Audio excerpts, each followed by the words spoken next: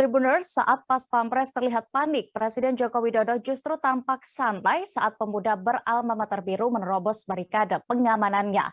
Peristiwa itu tepatnya terjadi saat Jokowi berkunjung ke Pasar Rakyat Mandrehe, Kabupaten Nias Barat, Sumatera Utara pada Rabu 6 Juli kemarin.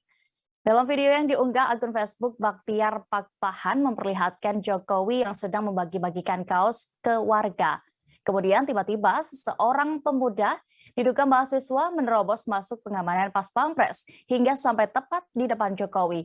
Terlihat 5 orang pas pampres bersama kepolisian dan ASN dengan sigap langsung mengamankan pemuda tersebut.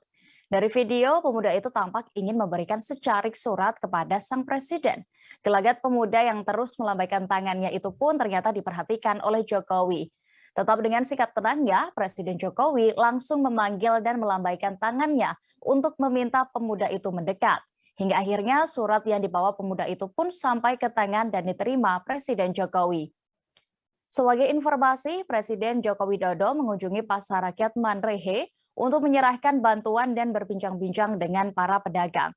Jokowi secara langsung juga menyerahkan bantuan kepada masyarakat penerima manfaat program Keluarga Harapan atau PKH.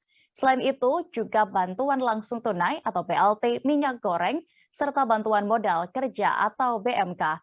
Terima kasih sudah nonton. Jangan lupa like, subscribe, dan share ya.